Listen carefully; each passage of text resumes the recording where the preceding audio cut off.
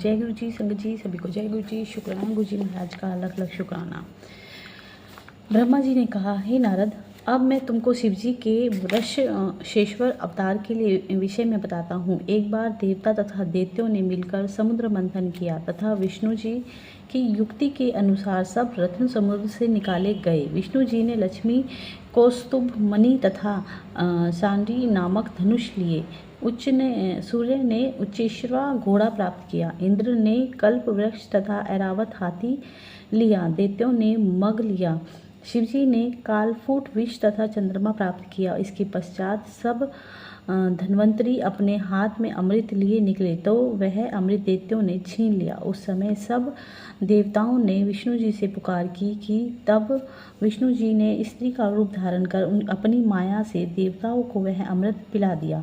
धन्वंतरी वेद, आरोग्य की रक्षा करने वाले तथा वैदिक विद्या में बहुत प्रवीण हुए। जो स्त्री रतन की उन्हें दैत्यों ने उनकी लड़कियों सहित ले जाकर पाताल में रखा। तदुपरांत उन्होंने देवताओं से भली भांति युद्ध किया, परंतु देवताओं से परास्त होकर वे सब उनके भय से पाताल में जाकर रहने लगे। फिर विष्णु जी उनका पीछा करते हुए उनके लोक में जा पहुँचे तथा वहाँ उन स्त्रियों को देखकर मोहित हो गए और उन्हीं के साथ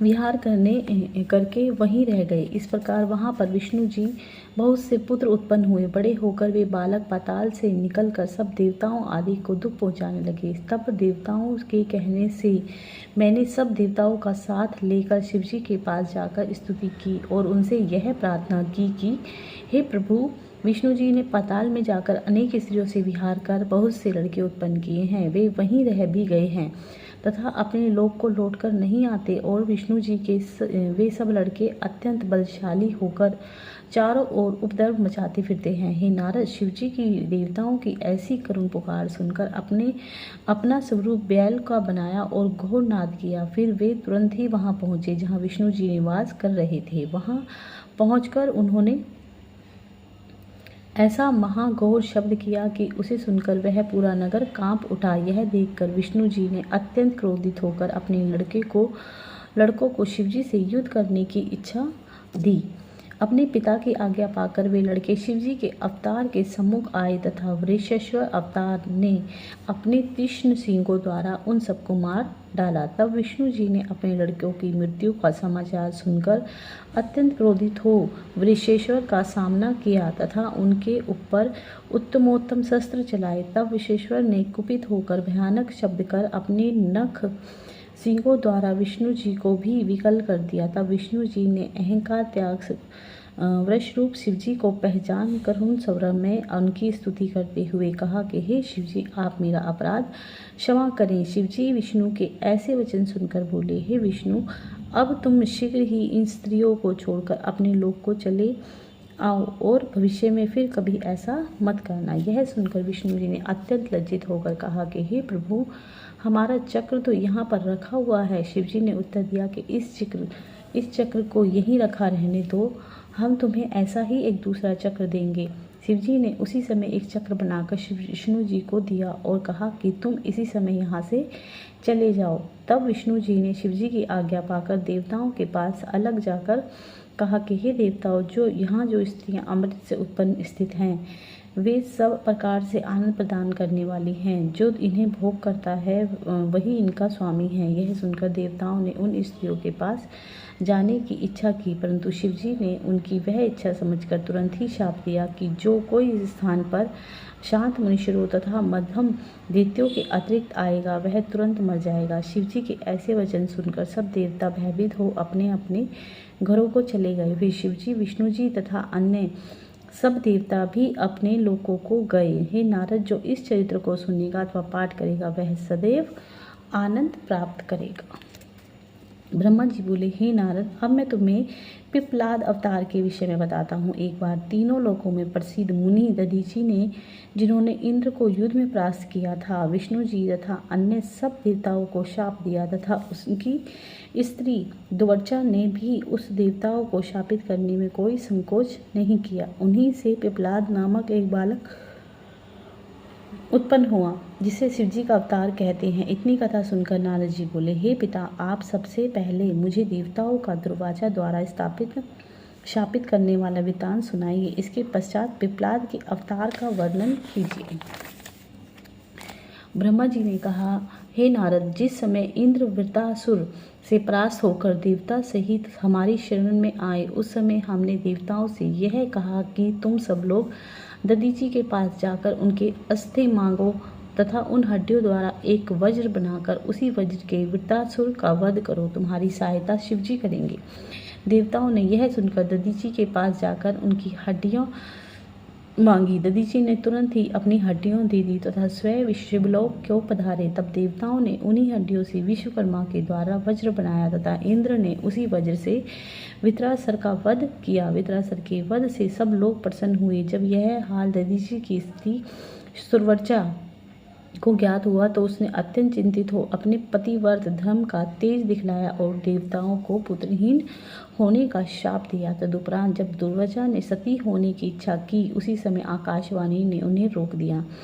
तब आकाशवाणी की आज्ञा अनुसार सुरवचा ने पीपल की जड़ से बैठकर अपने को स्थिर किया। इतने में ही उसी वृक्ष के नीचे एक बालक उत्पन्न हुआ। वह बालक शिवजी का अवतार था। उस बालक के चारों ओर कांति फैली हुई थी। उस बालक को देखकर सुरवचा अपने सब दुखों को भूल गई। फिर वह बालक को शिवजी का अवतार समझ स्तुति करती हुई बोली, हे प्रभु, आप मेरे शोक को दूर करें। आप पीपल के वृक्ष के नीचे निवास करें तथा सदैव प्रसन्न रहें। अब आप मुझे यह आज्ञा दें कि मैं भी अपने पति के पास उनके लोक को चली जाऊं और वहीं पति के साथ रहकर अपना ध्यान किया करूं। हे नारद, यह कहकर सुरवचा प्रसन्नता पूर्वक सती हो गई तथा शिवलोक में पहुंचकर दधीची सहित सदा शिवजी की सेवा में तत्पर रही। शिवजी पीपल के वृक्ष के नीचे उत्पन्न हुए थे, इसलिए मैंने उनका पिपलाद नाम रखा। तब सब मिलकर पिपलाद की स्तुति करने लगे। फिर हम सब पिपलाद की आज्ञा पाकर अपने अपने लोक को चले गए। पिपलाद उसी पीपल की जड़ में बैठकर तपस्या करते हुए एक दिन पिपलाद मुनि पुष्पभद्र नदी के तट पर जा रहे थे। मार्ग में उन्होंने एक स्त्री को देखा। तब उन्होंने यह इच्छा की कि हम इसके साथ अपना विवाह कर गृहस्थ आश्रम ग्रहण करें। इस इच्छा से उस स्त्री के माता पिता के घर संसारी रीति से गए। वह लड़की राजा अरण्य की पुत्री थी। अरण्य के पिपलाद का बड़ा सम्मान किया। जब पिपलाद ने उनसे उस कन्या को मांगा, तब राजा अरण्य पिपलाद को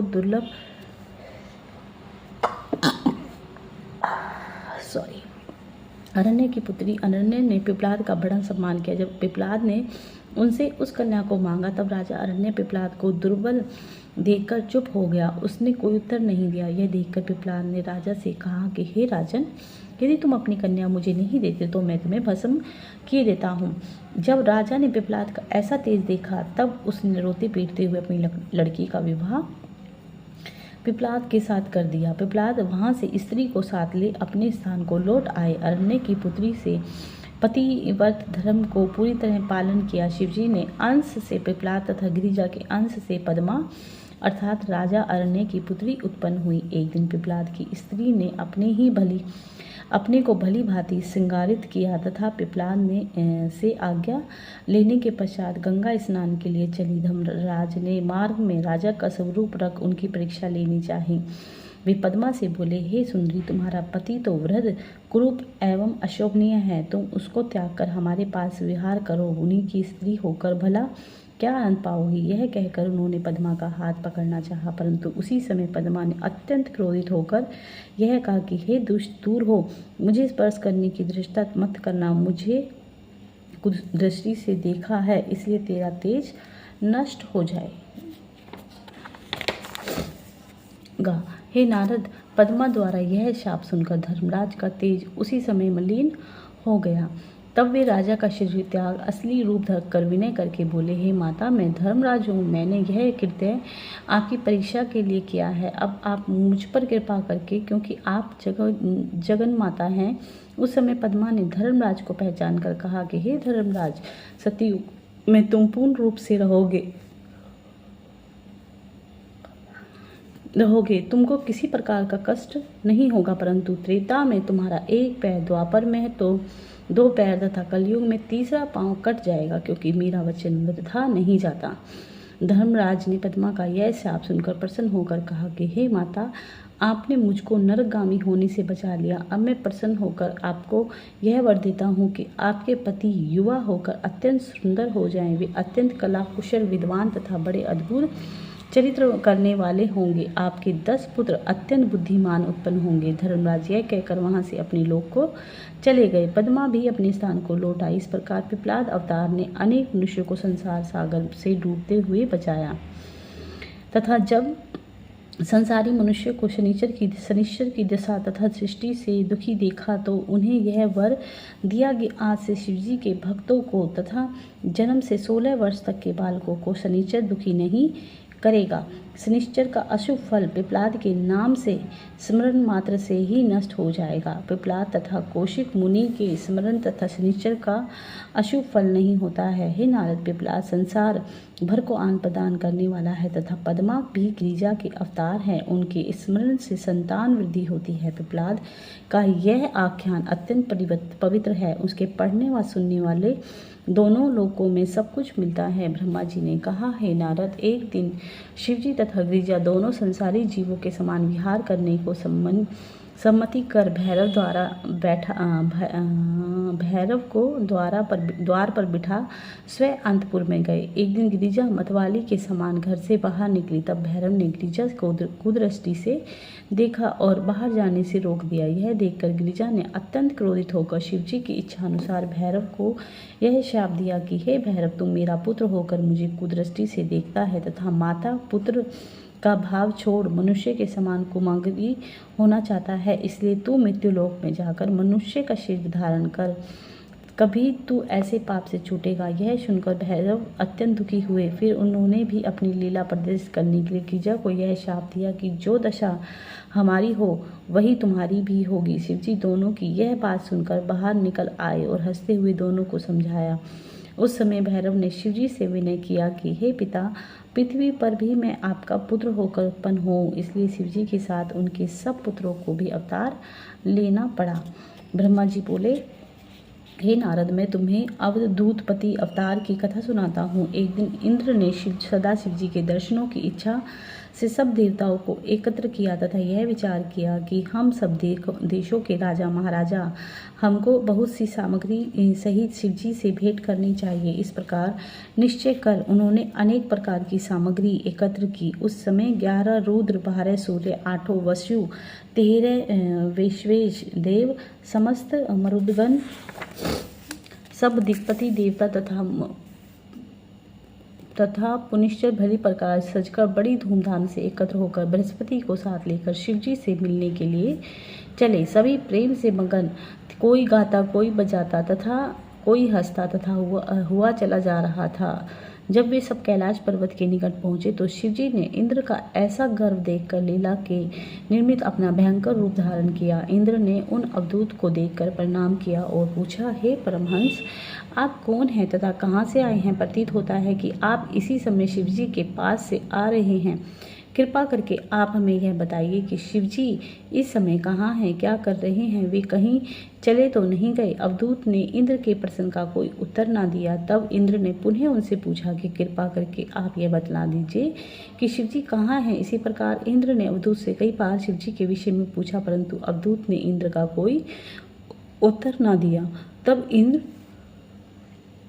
ने क्रोधित होकर अपना वज्र उठाते हुए कहा, रे दुष्ट अवधूत, तू हमको कोई उत्तर नहीं देता। मैं तुमको अभी अपने वज्र से मार देता हूँ, देखता हूँ तेरा कौन रक्षक है। यह कहकर इंद्र ने अवधूत पर वज्र चलाया। वह वज्र उनके कंठ में लगा, जिससे श्याम रंग का चिन्ह पड़ गया, परंतु वज्र भी उसी समय जलकर भस्म हो गया। यह देखकर देवताओं की सेना में हाहाकार मच गया। तदुपरांत शिवजी ने क्रोध में की ज्वाला इतनी बढ़ गई कि सब देवता उस ज्वाला से जलने लगे। इंद्र ऐसी लीला देखकर कांप उठे। उन्होंने तुरंत ही अपने गुरु का स्मरण किया। जब बृहस्पति ने शिवजी का ध्यान किया तथा शिवजी को पहचाना, तब उनकी स्तुति करके इंद्र से यह कहा कि हे इंद्र, यह अवधूत नहीं अपितु सदा शिवजी है। इतना कहकर बृहस्पति ने शिवजी को अत्यंत आदर किया तथा कहा कि ये सबके स्वामी हैं। तब इंद्र आदि सब देवताओं ने भी प्रेम के साथ शिवजी की स्तुति की। शिवजी वह स्तुति सुनकर अत्यंत प्रसन्न हुए और बोले, हे इंद्र तथा अन्य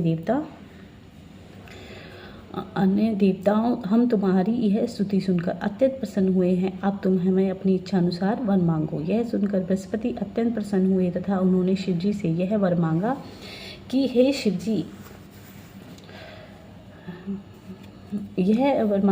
शिवजी, इंद्र आपका सेवक है, आप इसकी रक्षा कीजिए। हे नारद, बृहस्पति के ऐसे वचन सुनकर शिवजी ने कहा कि बृहस्पति, हम कृपा करके इस ज्वाला को यहाँ से इतनी दूर फेंक देंगे कि इसका प्रभाव इंद्र पर कुछ न होगा। तुमने आज इंद्र को जीवन दान दिया है, इससे तुम्हारा नाम जीव होगा।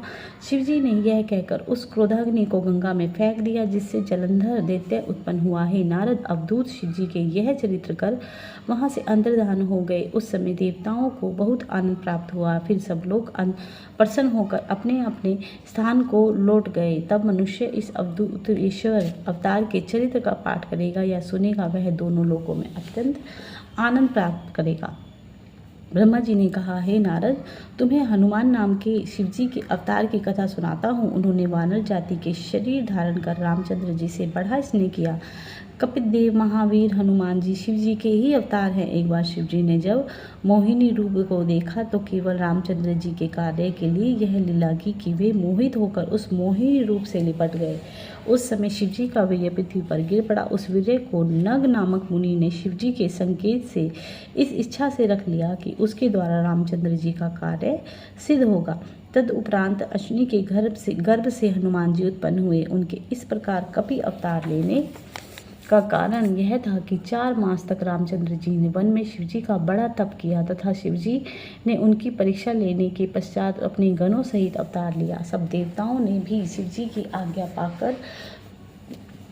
पाकर बंदर तथा रीछ का शरीर धारण किया। जब रामचंद्र जी ने रावण को अत्यंत बलशाली समझकर शिवजी की बड़ी स्तुति की, तब शिवजी ने प्रसन्न होकर अश्विनी के गर्भ से यह अवतार लिया। उन्होंने सूर्य को उदय होते ही निगल लिया। उसे देखकर ही देवताओं ने यह अनुभव किया कि वे शिवजी के ही अवतार हैं। उन्होंने रामचंद्र जी का संदेश उनकी पत्नी सीता के पास लंका में पहुंचाया। रावण की अशोक वाटिका को उजाड़ा, लंका को जलाकर भस्म किया तथा समुद्र में सेतु बांधा।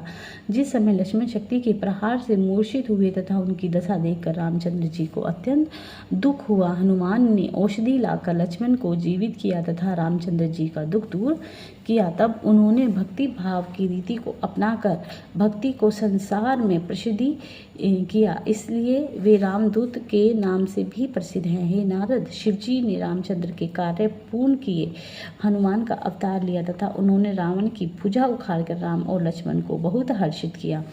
उनकी उपासना से असंख्य पापियों ने मुक्ति पाकर प्राप्त की है। यही दशा विष्णु जी की भी है। उन्होंने कृष्ण रूप धारण कर अर्जुन नामक पांडव का सारथी बनकर हाँका। इतनी कथा सुनाकर ब्रह्मा जी बोले, हे नारद, सनकादिक हमारे 4 पुत्र परम शिव हैं तथा वे तीनों लोकों में सदा शिव जी की मूर्ति हृदय में धारण कर भ्रमण करते रहते हैं। एक दिन वे विष्णु लोक को पहुंचे तथा वैकुंठ को देखकर उन्होंने प्रसन्नता पूर्वक यह इच्छा की कि हम विष्णु जी के दर्शन करें। ऐसा विचार कर वे 6 ड्योढ़ियाँ पाकर भीतर चले गए, परंतु 7वीं ड्योढ़ी पर जय एवं विजय नाम के विष्णु जी के गणों ने उन्हें रोक लिया और किसी भी प्रकार भीतर नहीं जाने दिया। तब सनकादिक ने क्रोधित होकर शिवजी की प्रेरणा से उन गणों को यह शाप दिया कि तुम दोनों अब यहाँ ना रहोगे। उन्होंने हमको विष्णु जी के मंदिर में जाने से रोका। तुम्हारा यह कर्म राक्षसों के समान, इसलिए तुम दोनों राक्षस होगे। इतने में विष्णु जी के भीतर से निकल आए। उन्होंने सनकादिक की बड़ी स्तुति की। तदुपरांत वे विष्णु जी को प्रसन्न कर आज्ञा पाकर हमारे लोक को चले आए। सनकादिक के शाप से वे दोनों गण दिति के पुत्र होकर कनक कश्यप तथा ककनकाक्ष के नाम से प्रसिद्ध हुए। वे ऐसे बलशाली थे, उन्होंने तुरंत ही तीनों लोकों पर विजय प्राप्त की।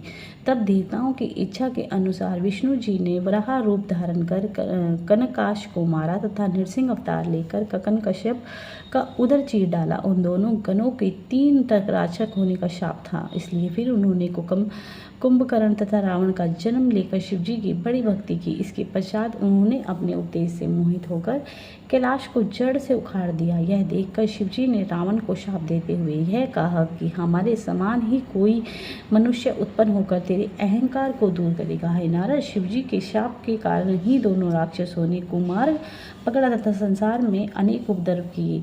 तब देवता आदि दुखी होकर विष्णु जी के पास गए और रावण का सब वृत्तांत उनसे कह सुनाया। तब विष्णु जी बोले, हे देवताओं, रावण शिव जी का परम भक्त है, उस पर कोई विजय प्राप्त नहीं कर सकता, परंतु हम शिव जी की आज्ञा लेकर तो मनुष्य का शरीर धारण करेंगे और शिव जी की उपासना कर उन्हीं से वान प्राप्त करके रावण का वध करेंगे। यह कहकर उन्होंने देवताओं को विदा किया तथा स्वयं मनुष्य रूप धारण करने की इच्छा कि इस प्रकार उन्होंने अयोध्यापति दशरथ के यहाँ अवतार लिया। रामचंद्र जी का विवाह राजा जनक की पुत्री सीता के साथ हुआ। फिर रामचंद्र जी राजा दशरथ की आज्ञा से राज्य त्याग कर देवताओं के कार्य के लिए वन में गए। वहां से सीता को रावण ने हर लिया, जिससे रामचंद्र जी को बहुत दुख हुआ। तब रामचंद्र जी ने अगस्त्य मुनि से उपदेश ग्रहण करके शिवजी की आराधना की। शिवजी ने प्रसन्न होकर रावण के वध की आज्ञा दी तथा रामचंद्र जी को अपना धनुष बाण दिया। उस धनुष बाण द्वारा रामचंद्र जी ने रावण का वध करके सीता को पुनः प्राप्त किया। हे नारद जी ने कहा कि हे पिता, रामचंद्र जी के चरित्र का विस्तार पूर्वक वर्णन कीजिए। ब्रह्मा जी बोले, हे नारद, विष्णु जी ने देवताओं के कार्य के लिए पुराण से यह अवतार धारण किया था। उन्होंने अनेक बाल चरित्र किए, जिन्हें देखकर उनकी माता अत्यंत आनंदित हुए। उन्होंने फिर विश्वामित्र के साथ जाकर उनके यज्ञ की रक्षा की तथा सुबाहु को सेना सहित मार डाला। उन्होंने विश्वामित्र के साथ जनकपुर में जाकर राजा जनक की इच्छा अनुसार स्वयं तथा अपने तीनों भाइयों का विवाह किया। इसके पश्चात जब राजा दशरथ अपने तथा पुत्र वधु सहित अयोध्या को लौटे, उस समय के आनंद का वर्णन नहीं किया जा सकता। निदान देवताओं ने अपने कार्य की सिद्धि के लिए अनेक उपाय करके भरत की माता कैकेयी को रामचंद्र जी के विरुद्ध भड़का दिया, जिसके परिणाम स्वरूप कैकेयी ने रामचंद्र जी को दशरथ से कहकर वनवास दिलाया। अयोध्या से वन को जाते समय रामचंद्र जी सर्वप्रथम चित्रकूट को गए। वहां उन्होंने मतगन्यंद शिवजी की पूजा की। उस मूर्ति को मैंने ही वहां स्थापित किया था। वही शिवजी के चित्रकूट से रक्षक हैं। जो मनुष्य चित्रकूट में जाकर उनकी पूजा न करें, उसका वहां जाने का कोई फल नहीं मिलता। भरत अयोध्या वासियों सहित रामचंद्र जी के पास पहुंचे। उन्होंने हाथ जोड़कर बड़ी भक्ति के साथ रामचंद्र जी से लौटने की विनती की, परंतु रामचंद्र जी ने उनकी बात न मानकर अपनी पादुका देकर उन्हें विदा कर दिया। कुछ दिनों के पश्चात वहां से वे दंडक वन को गए, जहाँ ऋषि मुनि निवास करते हैं। मार्ग में उन्होंने विराट को जो सीता को उठा था मार डाला। फिर वे कुंभ मुनि के पास जा पहुंचे। वहां अगस्त्य मुनि से उपदेश पाकर सीता तथा लक्ष्मण सहित पंचवटी को गए। सुपर्णखा ने आकर उनसे विवाह की इच्छा प्रकट की। जब रामचंद्र जी और लक्ष्मण ने उसकी इच्छा पूरी नहीं की, तब वह यह कहकर कि अब तुम अपने किए का फल पाओगे, सीता को डराने लगी। तब लक्ष्मण ने क्रोधित होकर उनके नाक कान काट लिए। हे नारद, सुपर्णखा वहां से रोती पीटती अपने भाई दूषण के पास पहुंच गई तथा सब वृत्तांत कह सुनाया। अपनी बहन की यह दशा देखकर खर तथा दूषण सुपर्णखा को आगे कर रामचंद्र जी के उनके अपमान का बदला लेने के लिए युद्ध करने गए। उस समय रामचंद्र जी ने सीता जी को लक्ष्मण की सुरक्षा में रखकर अकेले ही सुपर्णखा के अतिरिक्त समस्त राक्षसों को मार डाला। सुपर्णखा ने यह दशा देखकर वहां से रोती हुई रावण के पास पहुंची और आदि से अंत तक सब वृत्तांत कह सुनाया। रावण ने सुपर्णखा के मुख से रामचंद्र जी की वीरता का समाचार सुन क्रोधित होकर मारीच को सीता के हरण के लिए कहा। रावण को मामा मारीच विचित्र मृग का स्वरूप धारण कर सीता के सामने पहुंचा। उस समय रामचंद्र सीता के हठ तथा मृग के छल में आकर मृग का वध करने के लिए उसके पीछे पीछे चल दिए। जब बहुत देर होने पर भी लक्ष्मण ने रामचंद्र जी को लौटते हुए न देखा, तो वे सीता को वहीं अकेली छोड़कर रामचंद्र जी की खोज में चल दिए। इस प्रकार रामचंद्र जी और लक्ष्मण के चले जाने के पश्चात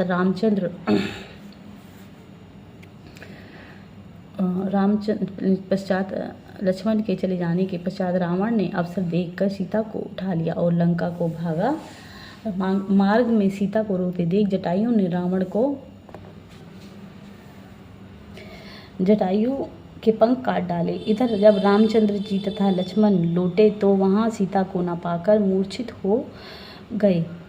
मूर्छित हो पृथ्वी पर गिर पड़े तथा रोते हुए पूरे वन में सीता को ढूंढने लगे। आगे चलकर उन्हें जटायु से सब हाल मालूम हुआ। जटायु ने रामचंद्र जी को सब हाल बताकर अपने शरीर त्याग दिए। जब रामचंद्र जी ने स्वयं अपने हाथ से जटायु को दाह संस्कार किया, ब्रह्मा जी ने कहा कि हे नारद, तत्पश्चात राम लक्ष्मण ने अगस्त्य मुनि को देखकर दोनों हाथ जोड़ शिव नवाकर प्रणाम किया। उस समय मुनि ने राम लक्ष्मण को अत्यंत दुखी देखकर इस प्रकार कहा कि हे राम, तुम स्त्री के लिए इतना दुख क्यों करते हो? स्त्री किसी की नहीं होती, केवल जीव ही इन सब इंद्रियों से परे हैं।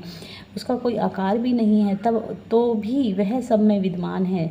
बात को न समझकर बुद्धि के विरुद्ध सब कार्य कर रहे हो। केवल यही सोचकर संतोष करो कि यह शरीर नाशवान है, आत्मा कभी नहीं मरती। ब्रह्मा एक ही है, दो नहीं है, फिर कौन स्त्री तथा कौन पुरुष है? इसलिए हे रामचंद्र, तुम सीता के वियोग का दुख क्यों कर रहे? व्यर्थ ही कि मोह के वश में पड़ने की कोई आवश्यकता नहीं होगा, कोई लाभ नहीं होगा। अस्तु, तुम शिवजी का स्मरण कर अपने दुख को दूर करो। हे नारद, अगस्त्य मुनि के ऐसे वचन सुनकर रामचंद्र जी बोले, हे मुनीश्वर, आपने अभी यह कहा कि आत्मा शरीर से भिन्न तथा शरीर जड़ है, उसको कोई दुख नहीं हो सकता। पर आप मुझे यह बता दीजिए कि दुख किसको होता है? मुझे इस समय सीता के वियोग का दाह है, वही मेरे शरीर को जला रहा है। जो बात शरीर में हम प्रतिदिन देखते हैं, उसके लिए आप क्या कहते हैं? मैं आपसे पूछता हूँ कि दुख सुख का भोगने वाला कोई है भी या नहीं? यह सुनकर अगस्त्य बोले कि हे रामचंद्र, शिव जी की माया अपार है, उसका नाम प्रकृति है, उसी के से संपूर्ण संसार की उत्पत्ति हुई है। उस प्रकृति का स्वामी शिव जी को ही समझो। प्राणी वासना की ही शिखा संसार का चित्रज्ञ है। 4 प्रकार का अंतकरण उससे प्रकाशित होता है। जीव अपने कर्मों का फल प्राप्त करता है तथा उन्हें भोगता है। सब दुख सुख अपने कर्मानुसार ही होते हैं। माया के बंधन से सुख और दुख अपने कर्म सुख और दुख हैं, जो माया से भिन्न है, वही संसार पर प्रबल है। यह सुनकर रामचंद्र जी ने कहा कि हे मुनीश्वर, आपने जो कुछ कहा वह सब उचित है, परंतु फिर भी हमारा दुख किसी भी प्रकार दूर नहीं होता। जिस प्रकार मद बड़े बड़े बुद्धिमानों को मस्त कर देता है, उसी प्रकार भाग्य भी भोग भी अत्यंत दुखदायी है। सब लोग उसी भाग्य के वश में हैं, उस पर किसी का वश नहीं चलता। सब दुख सुख भी उसी से होते हैं। हमने भाग्य को सर्वोपरि शिवजी के समान समझ लिया है, वही मुझे इस समय दुख दे रहा है। अब मेरी इच्छा है कि जिसने मेरी स्त्री का हरण किया है, मैं उसका वध कर डालूं। मैं सूर्यवंशी राजा दशरथ का पुत्र हूँ, यदि शीघ्र ही उसका वध न करूँगा तो मेरा जीवन निष्फल है। जब तक मैं सीता हरणकर्ता का वध नहीं करूँगा, जब तक यह अग्नि शांत नहीं होगी। रामचंद्र जी के इन अहंकार पूर्ण वचनों को सुनकर अगस्त्य मुनि ने यह जान लिया कि उनके उपदेश निष्फल गए। तब उन्होंने अपने मन में कुछ क्रोध करके फिर इस प्रकार कहा कि हे राम, तुम जो शब्द कह रहे हो सो तुम्हारा दोष नहीं है, यह शिवजी की माया के कारण ही है। क्योंकि सब देवता मुनि आदि उसी माया में भटक कर सुख दुख प्राप्त करते हैं। तुम अपनी स्त्री को प्राप्त करने के हेतु रावण का वध करना चाहते हो, परंतु रावण अत्यंत बलवान तथा शक्तिशाली दैत्यों का स्वामी है। भला तुम उसकी लंका में पहुंचकर अपनी सीता को किस प्रकार प्राप्त कर सकोगे? शिवजी की कृपा से वह संपूर्ण संसार का राजा बना हुआ है। तुम अपनी और अपने शत्रु की शक्ति की तुलना नहीं करते हो। रावण का दुर्ग स्वर्ण से बना हुआ है, कोई भी देवता और दैत्य उसे नहीं जीत सकता। जिस रावण के पास करोड़ों चतुरागिनी सेनाएं विद्यमान हैं, तुम उसे जीतना चाहते हो? इतना कहकर अगस्त्य मुनि चुप हो गए। ब्रह्मा जी ने कहा, हे नारद, अगस्त्य जी के मुख से ऐसे वचन सुनकर रामचंद्र जी अपने नेत्रों से आंसू भरकर उनके चरणों पर गिर पड़े तथा ठंडी सांसें लेते हुए बहुत विलाप करने लगे। तदुपरांत उन्होंने हाथ जोड़कर मुनि से इस प्रकार कहा कि हे मुनि, इस समय मैं दुख सागर में डूब रहा हूँ। उपदेश ज्ञान तथा बुद्धि को इस समय मेरे ऊपर कोई प्रभाव नहीं पड़ सकता। आप सर्वप्रथम मुझे यह उपाय बताइए कि जिसके द्वारा मैं सीता को प्राप्त कर सकूं। तदुपरांत आप मुझे जो भी शिक्षा देंगे मैं उसे स्वीकार करूंगा। हे नाथ, आप मुझे अपना सेवक जानकर क्रोध न करें। हे नारद, रामचंद्र जी के ऐसे वचन सुनकर अगस्त्य मुनि ने शिवजी की माया को धन्य कहते हुए तथा भगवान सदाशिव की स्तुति करते हुए यह उत्तर दिया कि हे रामचंद्र जी, यदि तुम अपनी मनोकामना पूर्ण करना चाहते हो तो शिव जी की शरण में जाओ और उनकी प्रसन्नता के निर्मित कठिन तप करो। तुम्हारी सेवा से प्रसन्न होकर शिवजी रावण का पक्ष लेना छोड़ देंगे। अगस्त्य ऋषि के वचन सुनकर रामचंद्र जी ने अत्यंत प्रसन्न होकर कहा कि हे प्रभु, आप संसार में समुद्र को मतने वाले तथा इलवल के सत्र के नाम से प्रसिद्ध हो। आप कृपा करके मुझे शिवजी के मंत्र की दीक्षा दीजिए।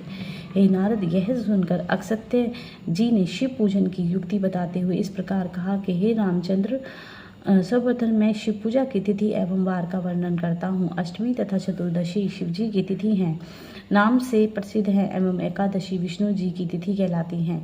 शुक्ल पक्ष में इनमें से किसी भी तिथि में शिव जी का पूजन आरंभ करें। शिव पूजन का संकल्प करके अपने शरीर को श्वेत वस्त्रों से भूषित करें तथा भस्म लगाएं। हे रामचंद्र, भस्म लगाए बिना शिव जी प्रसन्न नहीं होते और सिद्धि की प्राप्ति नहीं होती। हे राम, जब भस्म तथा रुद्राक्ष धारण कर चुके तब व्रत रखकर सर्वप्रथम इस प्रकार ध्यान करें कि शिवजी गौरी शरीर संपूर्ण अंगों से में भस्म रमाए हैं, जिनमें वामन में गिरिजा विराजमान है, जो 5 मुख 3 नेत्र 4 भुजा तथा लाल रंग की जटा जूट एवं संपूर्ण आभूषणों को धारण किए हुए हैं, जो जनेऊ के बदले सर्पों को लपेटे हैं तथा हाथ में डमरू एवं त्रिशूल को लिए हुए हैं, जो बागंबर ओढ़े हैं तथा निर्भीता को धारण किए हुए हैं, जो करोड़ों सूर्यों के समान परम प्रकाशवान तथा करोड़ों चंद्रमा के समान शीतल हैं, उन्हें मेरा साष्टांग प्रणाम। इस प्रकार ध्यान का धरकर शिवजी का पूजन करें तथा शिव सहस्त्र नाम का पाठ करें। हे नारद, इतना कहकर अगस्त्य जी ने रामचंद्र जी को वेद वेदी की सहस्त्र नाम को बताया। फिर वे इस प्रकार बोले कि हे रामचंद्र, यदि कोई भय उत्पन्न हो तो तुम उससे डरना नहीं, क्योंकि शिवजी सदैव तुम्हारे रक्षक बने रहेंगे। तत्पश्चात वे तुम्हारी सेवा से प्रसन्न होकर तुम्हें अपना पाशुपत नामक अस्त्र देंगे। उसके द्वारा तुम अपने शत्रु को मारकर सीता को प्राप्त कर सकोगे। जो प्राणी शिवजी की शरण में आता है उसे सब प्रकार के आनंद प्राप्त होते हैं। इस प्रकार कहकर अगस्त्य जी ने उन सब लोगों का वृत्तांत संक्षेप में कह सुनाया, जिन्होंने शिवजी की सेवा करके अपने अपने मनोरथ प्राप्त किए। जय गुरु जी संगत जी, आगे का हम कल पढ़ेंगे। आज के लिए इतना ही। जय गुरु जी, शुक्राना गुरु जी, अनंतम।